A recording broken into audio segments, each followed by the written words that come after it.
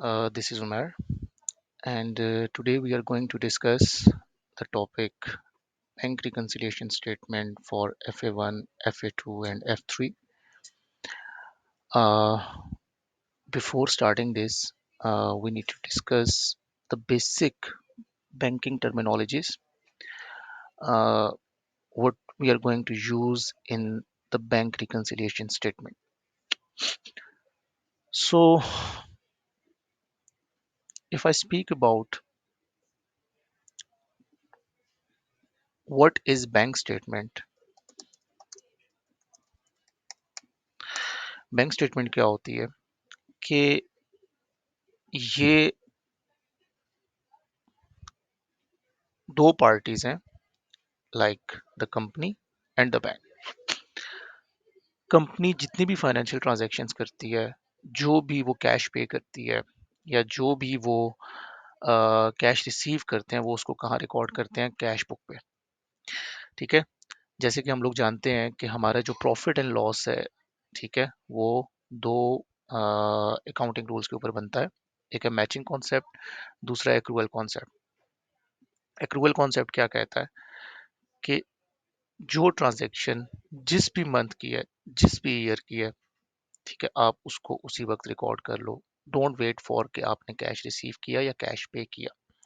whenever you have whenever that transaction occur, आप उसको उसी वक्त रिकॉर्ड कर लो। अब होता क्या है? होता ये है कि हमने कैश रिसीव किया। For example someone came to us, one of our customer, ठीक है, वो आता है हमारे पास और वो हमें चेक दे के चला जाता है। ठीक है, जब वो चेक दे के जाता है, हम जैसे ही वो चेक रिसीव करते हैं, हम उसको अपनी कैश बुक में रिकॉर्ड कर लेते हैं। एज अ डबल एंट्री हम उसको बात करें तो हम डेबिट कर देते हैं कैश एंड बैंक, और हम लोग क्रेडिट कर देते हैं अपना व्हाटसोएवर जो भी हमारा बनता है, अगर हम कैश बेसिस पे सेल कर रहे हैं या, ठीक है, तो हम क्रेडिट कर देंगे। फॉर एग्जांपल अगर हम क्रेडिट सेल्स की थी तो अकाउंट रिसीवेबल्स। ठीक है, ये हमने उसी वक्त रिकॉर्ड कर लिया ऑन द सेम डे।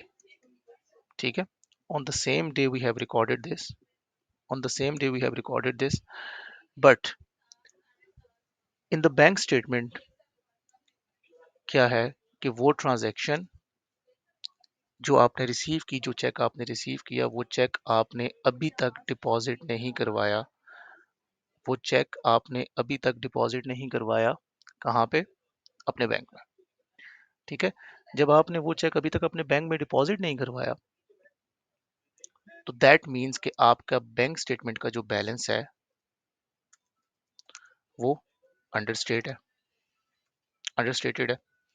और आपके कैश बुक का बैलेंस जो है वो ओवरस्टेटेड है। ओवरस्टेटेड तो नहीं है, हम ये तो नहीं कह सकते कि ओवरस्टेटेड है, बट उसमें कैश बुक का बैलेंस ज़्यादा आ रहा है, बैंक स्टेटमेंट का बैलेंस कम आ रहा है। क्यों आ रहा है? इस वजह से आ रहा है कि हम लोगों ने एक ऐसी ट्रांजैक्शन है, हमने एक ऐसी ट्रांजैक्शन है कि जो हमारे कैश बुक में रिकॉर्ड हो चुकी है, बट अभी तक हमारे बैंक स्टेटमेंट में रिकॉर्ड नहीं हुई।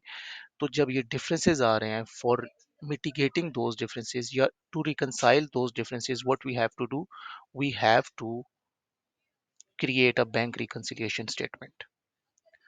ठीक है, ये मैंने आपको वन ऑफ द रीजन बताया है। ठीक है, ये एक रीजन मैंने आपको बताया है जिसकी वजह से बैंक रिकंसिलिएशन स्टेटमेंट हम लोग बनाते हैं। And we come to the conclusion कि हमारे बैंक स्टेटमेंट का बैलेंस और हमारे कैश बुक का balance match with each other. ठीक है, so this is the first basic thing what we need to discuss about. तो यही हम बनाएंगे। तो अब मैं बात करूं, अब जो हमारा बैंक स्टेटमेंट है, ठीक है, बैंक स्टेटमेंट में क्या होता है?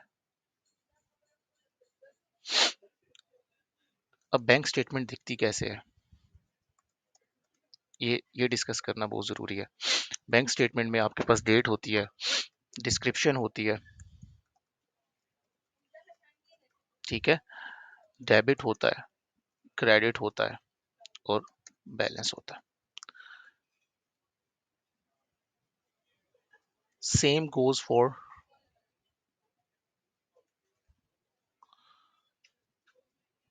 Same goes for our cash book, यही कैश बुक की स्टेटमेंट भी होती है। ठीक है, कैश बुक जो आपका अकाउंटेंट बना रहा है, बैंक स्टेटमेंट वो जो एक बैंकर बना रहा है। ठीक है, अब फॉर एग्जांपल आपकी बैंक स्टेटमेंट में today is what, it is 21 मई, तो 21 मई को हमने डिपॉजिट करवाया।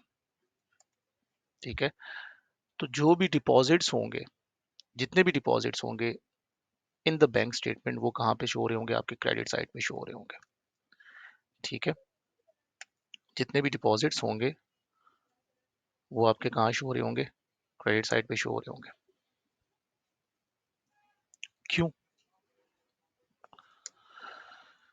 क्यों?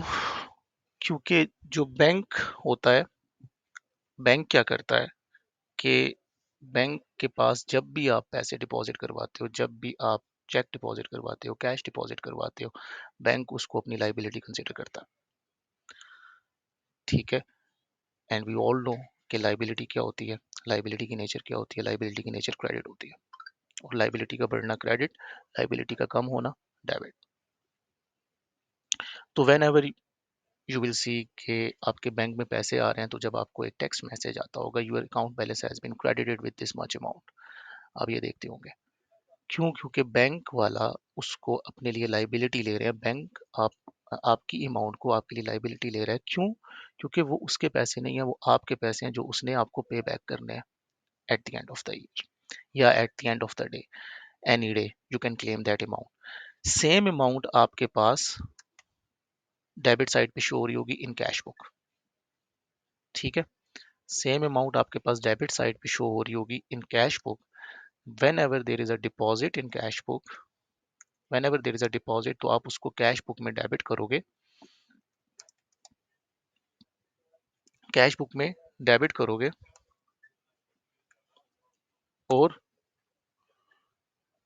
क्यों? क्योंकि कैश आपका क्या है? एसिड है। आपके पास पैसे आ रहे हैं तो आपका एसिड बढ़ रहा है, एसिड का बढ़ना डेबिट, एसिड का कम होना क्रेडिट। तो इन शॉर्ट अगर मैं बात करूं तो आपके क्रेडिट साइड का बैलेंस, जो बैंक स्टेटमेंट का क्रेडिट साइड है, उसका बैलेंस आपके कैश बुक के डेबिट साइड से मैच करना चाहिए। बैंक स्टेटमेंट के क्रेडिट साइड का बैलेंस आपके कैश बुक की डेबिट साइड से मैच करना चाहिए, और आपके बैंक स्टेटमेंट का डेबिट साइड का बैलेंस आपकी कैश बुक के क्रेडिट साइड से मैच करना चाहिए। ठीक है, जब ये कुछ रीजंस की वजह से ये बैलेंस मैच नहीं कर रहा होता, तो हम लोग फिर क्या करते हैं? बैंक रिकंसिलिएशन स्टेटमेंट बनाते हैं। ठीक है, अब थोड़ी सी डिस्कशन करते हैं किसके ऊपर? हमारी टर्मिनोलॉजीज के ऊपर। टर्मिनोलॉजीज क्या है? अभी जो हम बात कर रहे थे, तो cash we deposit into the bank is our asset, इधर करंट और नॉन करंट एसेट। अब बैंक में क्या होता है? आपके दो अकाउंट्स होते हैं। Saving account is for the long term use, normally आप करंट अकाउंट यूज करते हो। करंट अकाउंट क्या होता है कि जो आपका बैलेंस आज आपने अपने बैंक में डिपॉजिट करवाया, वही बैलेंस आपका थ्रू आउट द टाइम रहेगा। ठीक है, उसमें कोई भी एडिशन नहीं होगी अगर आप कोई खुद से एडिशन नहीं करते। सेविंग अकाउंट में क्या है कि जब आप वो अमाउंट उस बैंक में डालते हो, तो वो ऑटोमेटिकली क्या होता रहता है, उस पे बैंक उस अमाउंट को, आपकी अमाउंट को कहीं और इन्वेस्ट करता है, और वहां से जो रिटर्न जनरेट होता है, उस रिटर्न का हिस्सा वो आपको देता रहता है। तो आपकी सेविंग अकाउंट में आपके पैसे की अमाउंट बढ़ती रहती है day by day, week on week. ठीक है, तो ओवरड्राफ्ट क्या होता है? ओवरड्राफ्ट ये होता है कि आपके बैंक का जो बैलेंस है, आपके जो बैंक का बैलेंस है वो पॉजिटिव नहीं है। ठीक है, अभी ये आपको पॉजिटिव बैलेंस नजर आ रहा है। अगर मैं यहाँ पे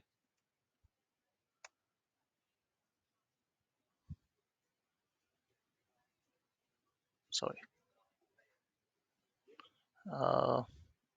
F and E, E minus होगा।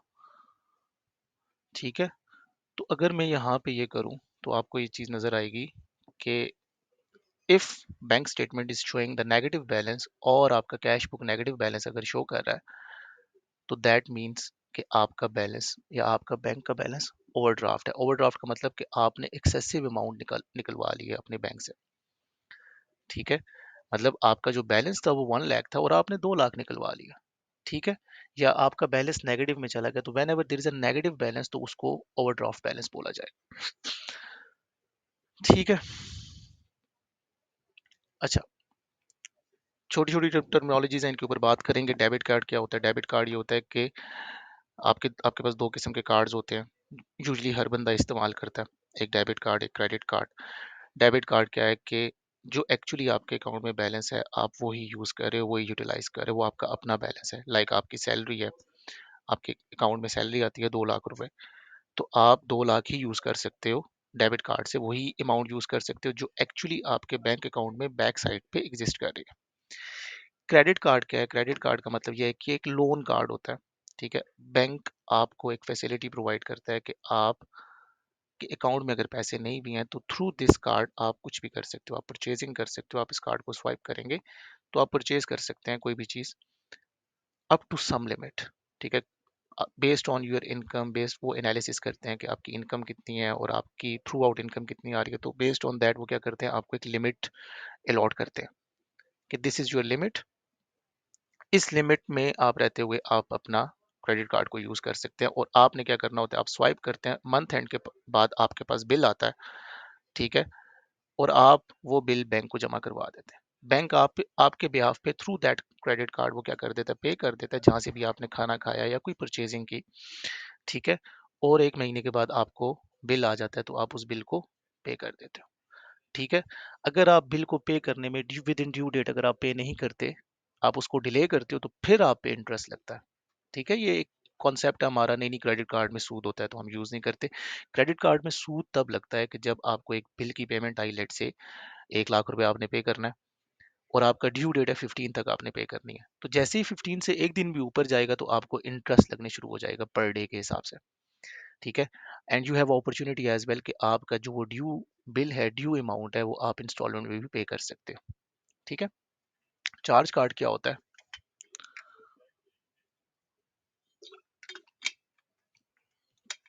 Charge card is same like credit card, but इसमें फर्क क्या होता है?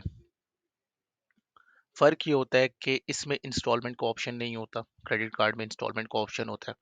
एंड सेकंड थिंग, इसकी जो लिमिट होती है वो लोअर होती है।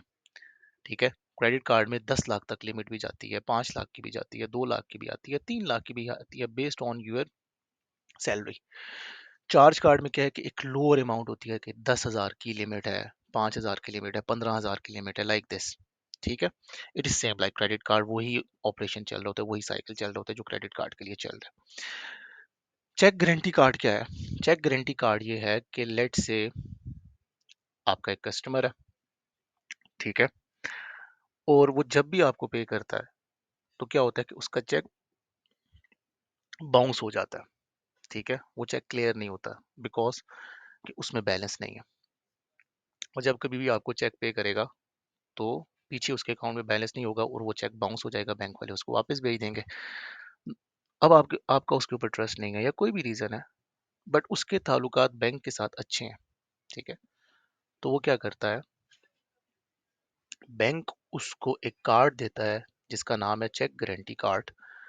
ठीक है, उस कार्ड के ऊपर एक नंबर लिखा हुआ होता है। तो नेक्स्ट टाइम जब आप उससे पेमेंट क्लेम करते हो तो आप उसको कहते हो कि मुझे तुम जो चेक दे रहे हो वो हमेशा बाउंस हो जाता है। तो वो कहता है इस दफ़ा आपकी पेमेंट हो जाएगी, तो वो चेक के ऊपर चेक गारंटी कार्ड का नंबर लिख देगा। ठीक है, अगर उसके बैंक में बैलेंस नहीं होगा तो जो पेमेंट आपको पे करनी है वो चेक गारंटी कार्ड के थ्रू पे हो जाएगी, जो कि बैंक खुद ब खुद पे कर देगा और फिर बाद में बैंक वो अमाउंट क्लेम करेगा किससे, अपने कस्टमर से। So this is cheque guarantee card. यहाँ पे चेक गारंटी कार्ड का मतलब यह है कि बैंक जिम्मेदारी उठा रहा होता है अपने कस्टमर की कि मैं जिम्मेदार हूँ, अगर इसके अकाउंट में बैलेंस ना हुआ तो we will pay you from this card. ठीक है, it has a number written over it. Whenever you are doing a transaction through check, write the card number over it as it prevent it from being dishonored. ठीक है, cross check क्या है? Cross check क्या है?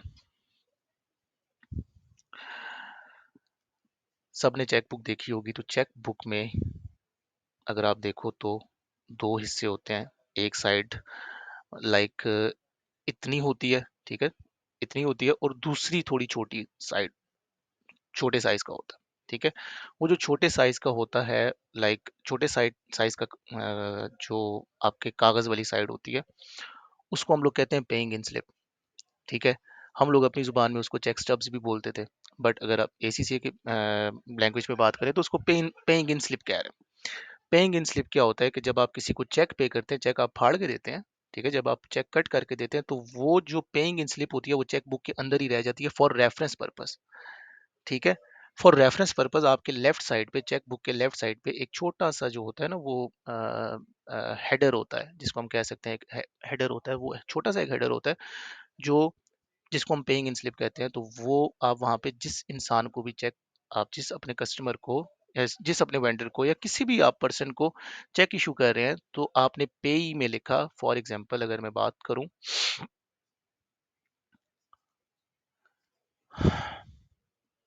Late me explain that to you.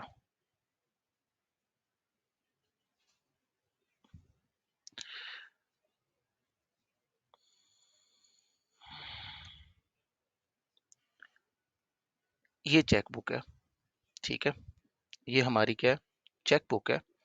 ठीक है, इस cheque book में मैं ये कह रहा हूं कि ये हिस्सा जो आपका है, this is called paying in slip. ठीक है, ये इस तरह खाली जगह होती है।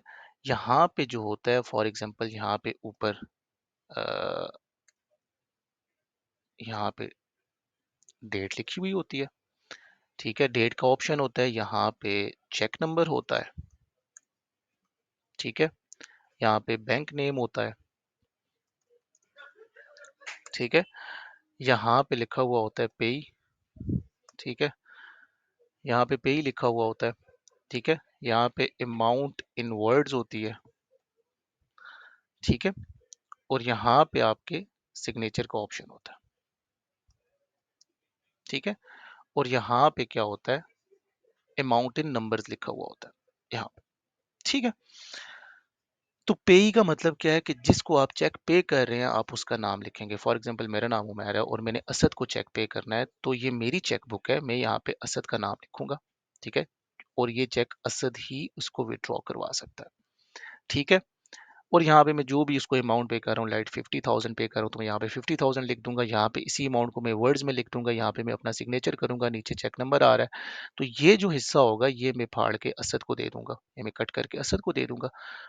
तो कल को जब यहाँ पे भी चेक नंबर लिखा हुआ होगा, सेम चेक नंबर लिखा होगा, जो यहाँ पे लिखा हुआ होगा वही नंबर यहाँ पे लिखा हुआ होगा, तो मैं अगर रेफर करना चाहता हूँ कि ये चेक नंबर मैंने किसको दिया था, फॉर माई रेफरेंस में क्या करूंगा, इस जगह को भी फिल कर दूंगा कि मैंने असद को ये चेक दिया था फॉर 50,000।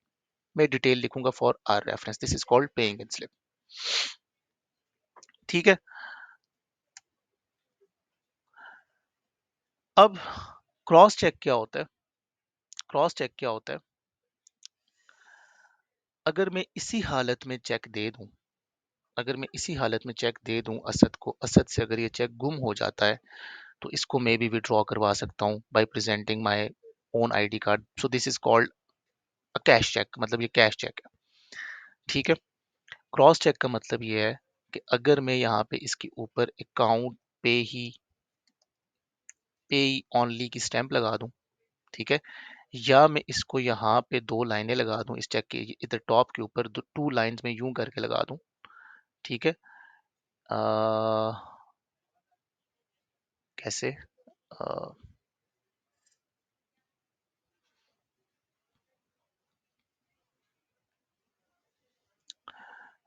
खैर, ठीक है, अगर मैं इसको इसको लाइंस यहाँ पे यूं करके लगा दूं, या मैं इसकी लाइंस यूं करके दो लाइंस लगा दूं, ठीक है, यूं करके लाइन लगा दूं या यूं करके ऊपर से क्रॉस कर दूं, ठीक है, सो दैट मीन्स कि इस चेक को असद के अलावा कोई भी विड्रॉ नहीं करवा सकता, और असद भी इसको विड्रॉ नहीं करवा सकता। ये चेक असद के बैंक अकाउंट में डायरेक्टली जाएगा। सो असद ने क्या करना है, मुझसे चेक लिया, असद का बैंक है फॉर एग्जांपल एलाइड बैंक, और मैंने चेक दिया उसको एचबीएल का, मेरा अकाउंट है एचबीएल में, मैंने उसको एलाइड एचबीएल का चेक दिया, तो असद ये चेक लेके एलाइड बैंक में जाएगा जहाँ पे उसका अपना अकाउंट है, वहाँ पे एक डिपॉजिट स्लिप फिल करेगा चेक की, ये चेक साथ में लगाएगा, और क्या करेगा, वो बैंक में डिपॉजिट करवा देगा। एलाइड बैंक क्या करेगा, एलाइड बैंक इस चेक को भेजेगा अपनी रीजनल ब्रांच में, हेड ब्रांच में, रीजनल ब्रांच से वो चेक जाएगा एचबीएल की रीजनल ब्रांच में, एचबीएल की रीजनल ब्रांच से वो जाएगा नीचे जो हमारी जहाँ पे मेरा अकाउंट है उस ब्रांच में जाएगा। वहां से वो लोग मेरे इस चेक को अप्रूव करेंगे बाय चेकिंग उनके कुछ चेक्स होते हैं कि मेरा सिग्नेचर ठीक है, मेरे अकाउंट में बैलेंस इतना है या नहीं है। वो चेक्स पूरे करने के बाद वो इस चेक को क्लियर कर देंगे और वो मैसेज भेजेंगे किसको, एचपीएल रीजनल को। एचपीएल रीजनल फिर वापस मैसेज भेजेगा एलाइट को, रीजनल को, और एलाइट रीजनल क्या करेगा, वापस मैसेज भेज देगा जिस ब्रांच में ये चेक डिपॉजिट हुआ था उसको। तो इस सारे प्रोसेस में क्या लगता है, 3 दिन लगते हैं, 3 डेज लगते हैं। ठीक है, इस 3 डेज के प्रोसेस को हम लोग कहते हैं क्लियरिंग सिस्टम। ठीक है, इस 3 डेज के प्रोसेस को हम लोग क्या बोलते हैं, क्लियरिंग सिस्टम। ठीक है, तो if it is the same bank it can get cleared on the same day. ठीक है, तो a bank allied bank it is a drawer from where the check is withdrawn। ठीक है, तो ये हो गया क्रॉस चेक। क्रॉस चेक क्या है कि आप जिसको भी चेक दे रहे हो अगर आप उसके ऊपर 2 लाइंस लगा दो तो वो शख्स भी उस चेक को कैश में नहीं ले सकता कि वो अगर जाके बैंक में डिपॉजिट करवाए वो चेक तो उसको कैश नहीं मिलेगा, वो पैसे उसके डायरेक्टली उसके अकाउंट में आएंगे। सो this is the safer mode of payment अगर आप इसकी बात करो। ठीक है, डिसऑनर्ड चेक क्या है, there are multiple reason for a cheque to be dishonoured. Sometimes a courier file is attached right next to the check. Whenever there is a, अब देखो आपने चेक डिपॉजिट करवाया, असद ने चेक डिपॉजिट करवाया, उसको 3 दिन बाद जाके पता चलेगा कि ये चेक डिसऑनर हो गया। डिसऑनर का मतलब ये है कि ये चेक उसके अकाउंट में अब पैसे नहीं आ सकते। क्यों नहीं आ सकते, उसका कोई रीजन है, उसके साथ कोरियर फाइल अटैच की जाती है।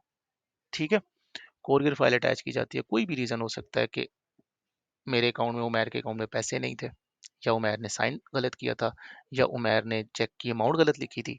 ठीक है, वर्ड्स में उसने गलत अमाउंट लिख दी, और अमाउंट लिख दी, नंबर्स में उसने कुछ और अमाउंट लिख दी, कोई भी रीजन हो सकता है। ठीक है, तो वो उस रीजन की वजह से चेक को क्या कर देंगे, डिसऑनर कर देंगे, वो उसके अकाउंट में नहीं भेजेंगे। तो 3 दिन बाद उसको पता चलेगा कि मेरा चेक डिसऑनर हो गया। अब यहाँ पे आप देखो, यहाँ पे आपको पता चलेगा कि अब बैंक रिकंसिलिएशन स्टेटमेंट की जरूरत है। क्यों, क्योंकि जिस दिन आपने चेक पे किया, मैंने जिस दिन चेक पे किया असद को, तो मैंने उसी वक्त उसकी डबल एंट्री रिकॉर्ड कर ली अपनी कैश बुक में bye crediting my cash and bank and debiting my accounts payable or any other payable or maybe any expense। ठीक है, बट अभी तक वो मेरे अकाउंट से माइनस नहीं हुआ, बैंक अकाउंट से माइनस नहीं हुआ, और कैश बुक के बैलेंस से मैंने उसको माइनस कर दिया पहले से। ठीक है, तो अब इन चीजों को रिकंसाइल करने के लिए या रिकंसाइलिंग आइटम बनाने के लिए हम लोग बैंक रिकंसिलिएशन स्टेटमेंट बनाते हैं। ठीक है, इंडोर्समेंट ऑफ चेक क्या होता है, cross cheque is not endorse. Cross cheque कभी भी इंडोर्स नहीं हो सकता कि आप, मैंने फॉर एग्जांपल असद को चेक दिया और मैंने उसको क्रॉस नहीं किया, तो असद क्या करेगा, सेम चेक आगे से किसी थर्ड पर्सन को दे सकता है जिसको उसने पे करना चाहता है। वो अगर वो किसी और को पे करना चाहता है तो वो किसी और को ये चेक दे सकता है। ठीक है, तो वो क्या करेगा, उस चेक की बैक पे साइन करेगा और जिसको इंडोर्स करना चाहता है उसका नाम लिख के उसको ये चेक इंडोर्स कर देगा। तो कहने का मकसद ये है कि वो बंदा फिर इस चेक को निकलवा सकता है, थर्ड पर्सन, क्योंकि मैंने पेई में तो असद का नाम लिखा था। तो आगे अगर उसने किसी और को वो चेक देना, वो चाहता है कि मैं चलो ये वाला चेक आगे किसी और को पे कर दूं, तो वो क्या करेगा, वो बैक पे साइन करेगा और वो चेक किसको पे कर देगा, जिसको वो पे करना चाहता है। ठीक है, बैकस क्या होता है, बैकस होता है बैंकिंग ऑटोमेटेड क्लियरिंग सिस्टम। ठीक है, अब चेक क्या है, एक इंस्ट्रूमेंट है, चेक एक इंस्ट्रूमेंट है। ठीक है, और आप एक रिटन इंस्ट्रक्शंस देते हो अपने बैंक को। ठीक है, और आप उसको बताते हो कि यार फिक्स टाइम के बाद, इतने टाइम पीरियड के बाद इतनी अमाउंट आप क्या करो, मेरे अकाउंट से फला बंदे को भेज भेज दो। अब फॉर एग्जाम्पल मैंने अपनी फैमिली को अमाउंट देनी है, या मैंने अपने भाई को देनी है, या मैंने अपनी बहन को देनी है, मैंने अपनी वाइफ को देनी है। ठीक है, मैंने किसी को भी कोई अमाउंट पे करनी है, तो मुझे उनको बार बार चेक लिख के ना देना पड़े, मैं एक ही दफ़ा बैंक को एक रिटर्न इंस्ट्रक्शंस दे दूंगा कि यार आप ऑटोमेटिकली मेरे अकाउंट से ये पेमेंट फ्ला अकाउंट में कर दिया करो, एवरी मंथ, एवरी 15 डेज, या एवरी क्वार्टर, या एवरी ईयर।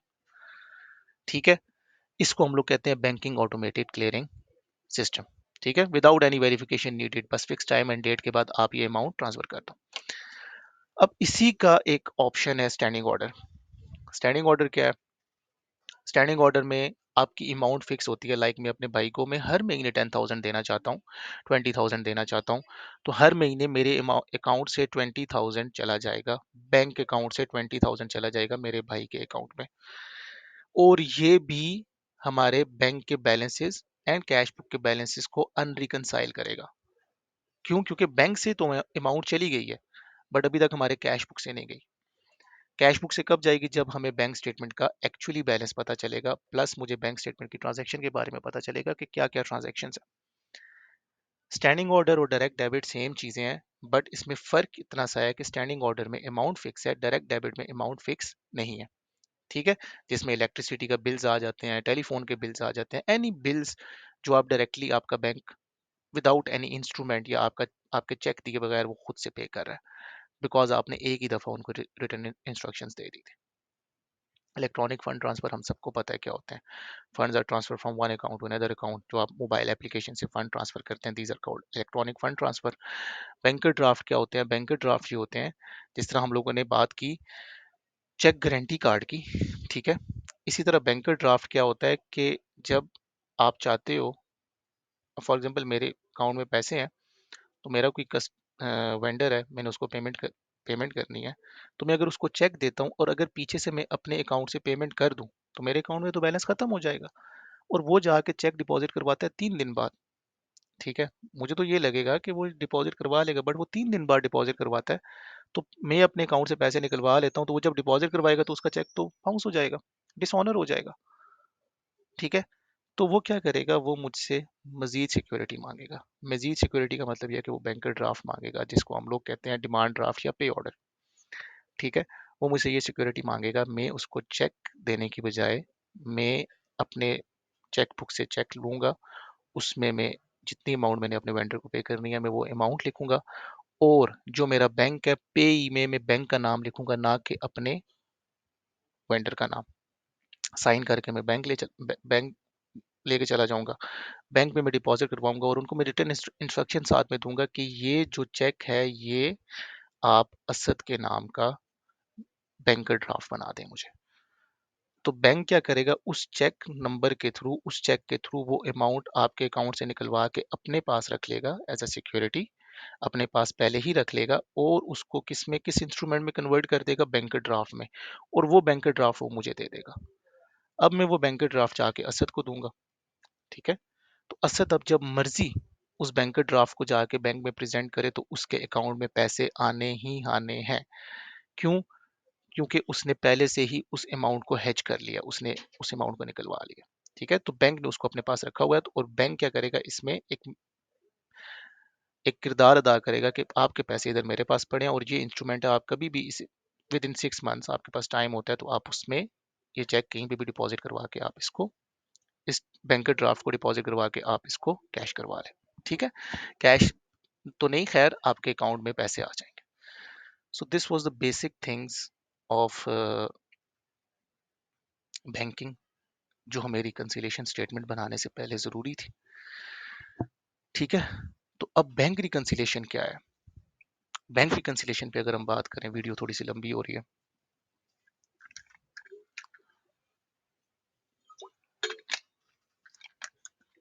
बैंक रिकंसिलिएशन में बात करें तो टोटल ये बैंक रिकंसिलिएशन है।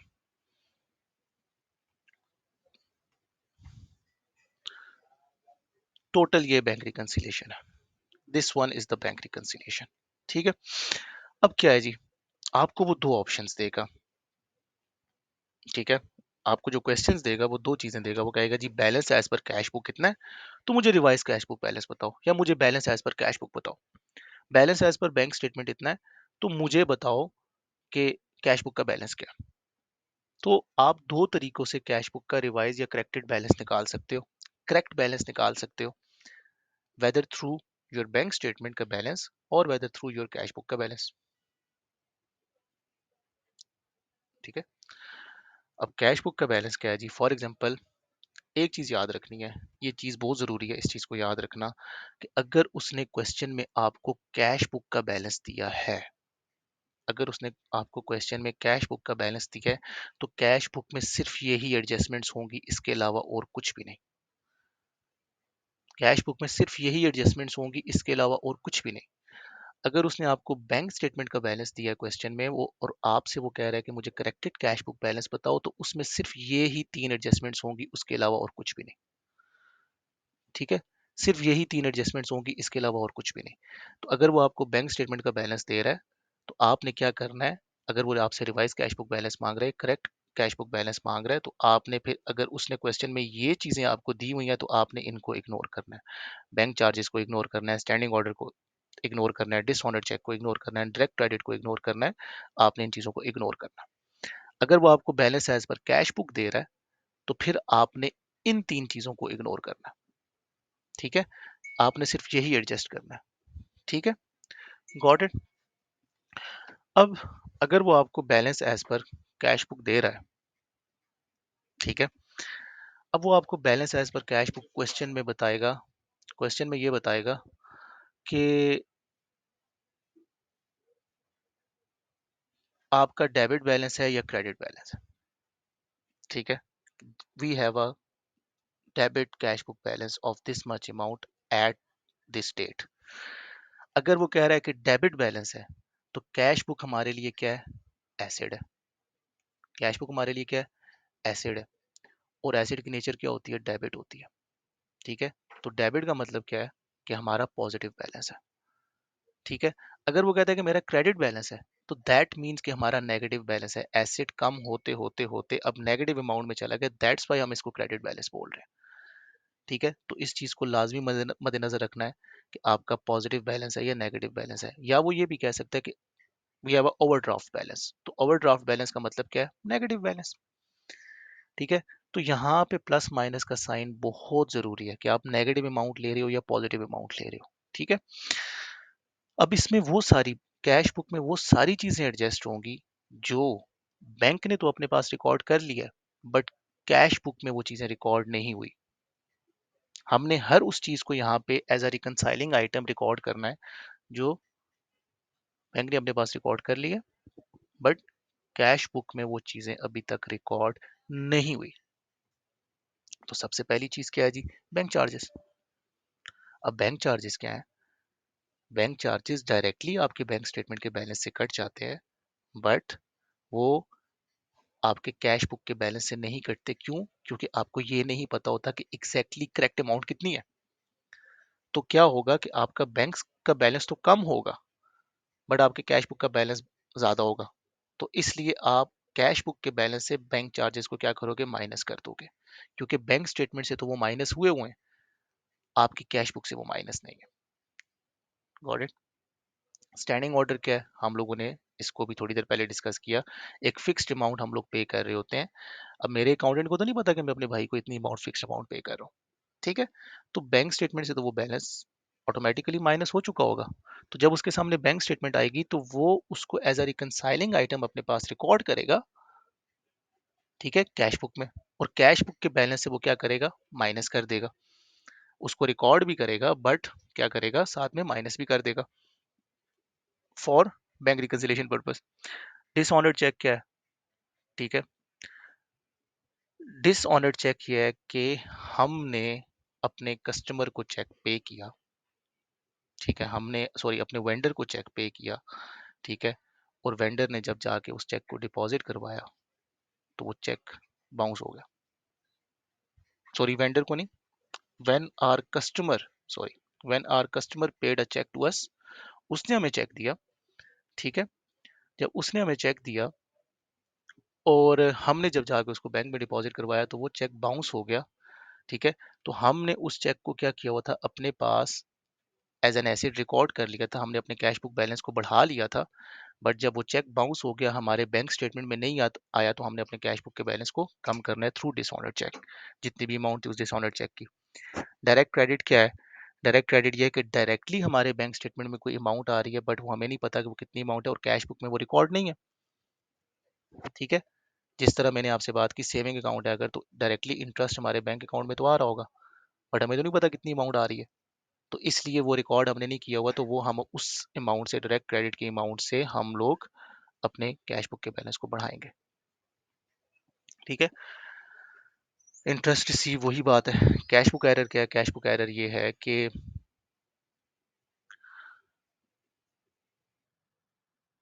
आप ये कर रहे हैं आप ये कर रहे हैं कि ऐसा एरर आपने कोई कैश बुक में एरर किया, अगर वो एरर आपके कैश बुक के बैलेंस को इंक्रीज कर रहा है तो आपने उस एरर की अमाउंट को माइनस करना है। ठीक है। और अगर वो आप एरर आपके कैश बुक के बैलेंस को डिक्रीज कर रहा है तो आपने उस कैश बुक के एरर को क्या कर देना है?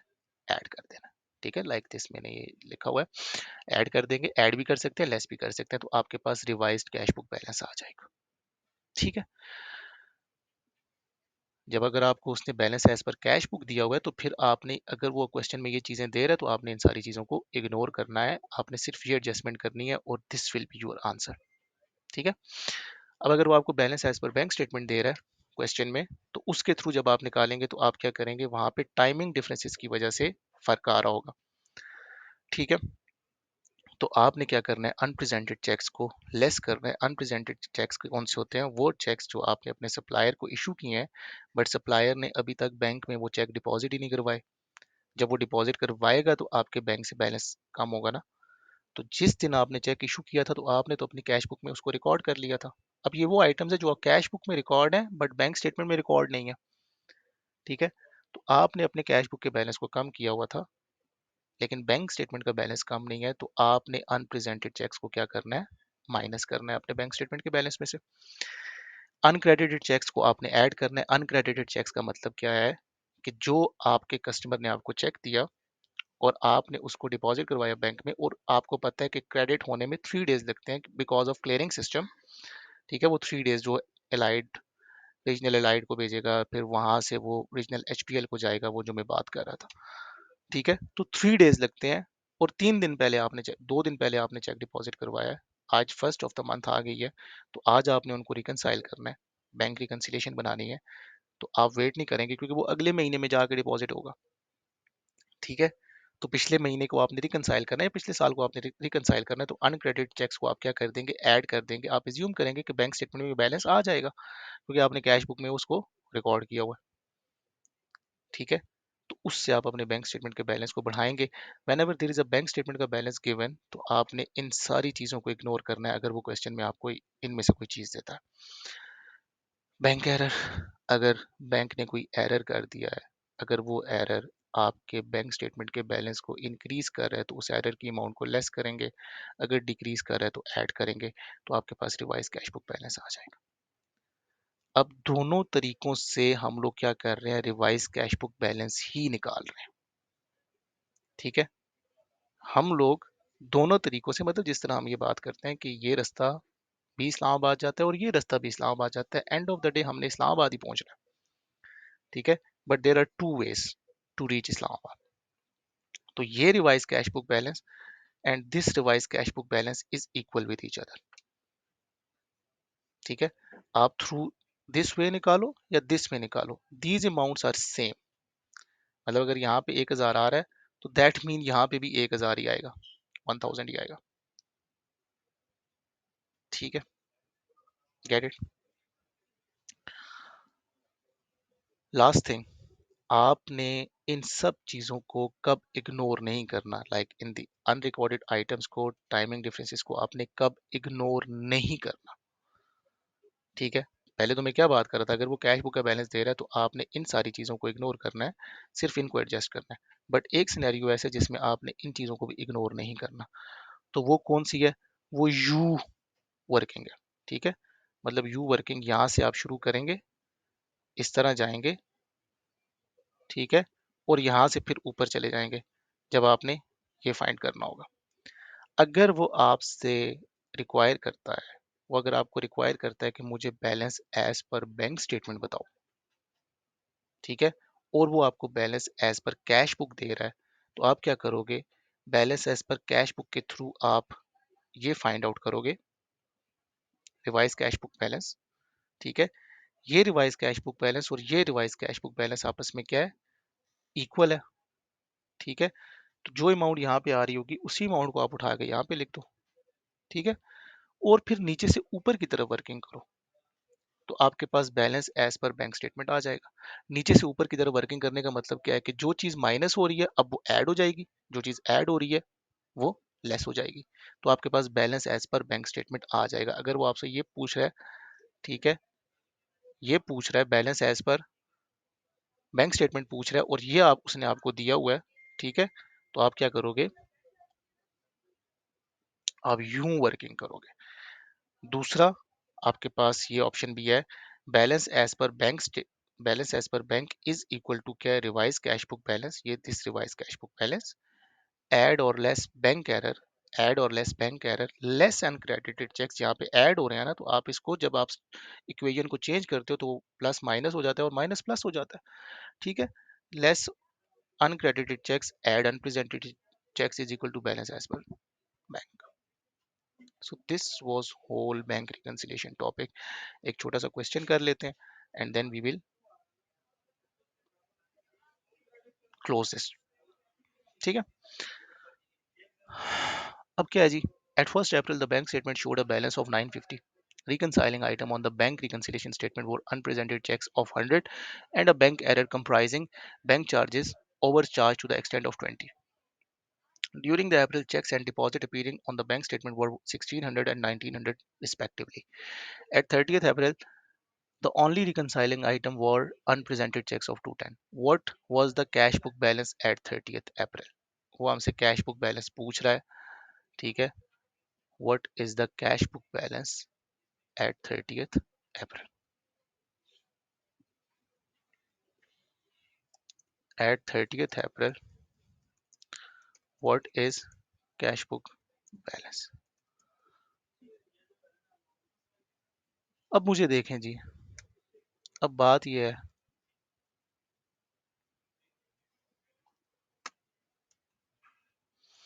बात यह है कि एट 1st अप्रैल उसने आपको बैंक स्टेटमेंट का बैलेंस दिया, बैलेंस एज पर बैंक दे रहा है, बैलेंस एज पर बैंक कितना है जी, बैलेंस एज पर बैंक कितना है, showed a balance of 950, positive balance है 950 का, ठीक है।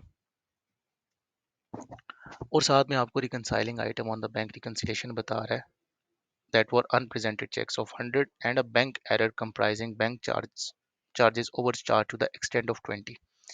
कहते हैं ड्यूरिंग द अप्रैल, 1st अप्रैल का बैलेंस है, 30th अप्रैल का हमसे बैलेंस पूछ रहा है, तो कहते हैं ड्यूरिंग द अप्रैल चेक्स कितने हैं एंड डिपॉजिट कितने हैं appearing on the bank statement were 1600 and 1900 respectively, ठीक है। तो चेक्स आपकी अमाउंट को माइनस करेंगे, कितनी अमाउंट है 1600, ठीक है, और then there is a deposits, वो कितने हैं 1900। तो आपका ड्यूरिंग द मंथ बैलेंस कितना हो जाएगा बैंक का,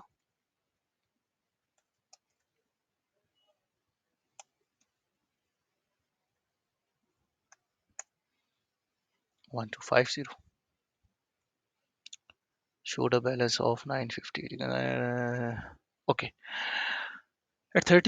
eight 30th April the only reconciling item, अब देखो उसने ये दो रिकंसाइलिंग आइटम भी हमें दिए हैं, were unpresented checks of 100, reconciling item on the bank reconciliation statement were unpresented checks of 100 and bank error comprising bank charges overcharged to the extent of 20।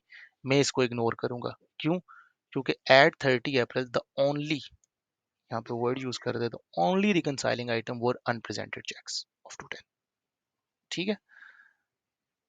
तो रिकंसाइलिंग आइटम की अगर मैं बात करूं तो असल में बैलेंस एज पर बैंक कितना हो गया एट 30th अप्रैल, कितना हो गया 1250। उसमें रिकंसाइलिंग आइटम को अगर मैं डालूं कितना है जी 210 है। रिकंसाइलिंग आइटम क्या है, अनप्रेजेंटेड चेक्स है। अनप्रेजेंटेड चेक्स क्या होते हैं, अगर हम नोट्स में भी इसको देखें तो अनप्रेजेंटेड चेक क्या होते हैं, लेस होते हैं, ठीक है। तो अगर मैं अनप्रेजेंटेड चेक्स को लेस कर दूं 210 को, तो मेरे पास रिवाइज्ड कैश बुक बैलेंस जो वो पूछ रहा है वो कितना है,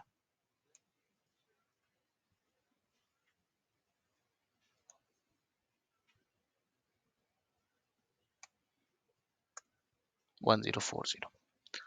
ठीक है, सो इस तरह बेसिक वो क्वेश्चन आपको देगा।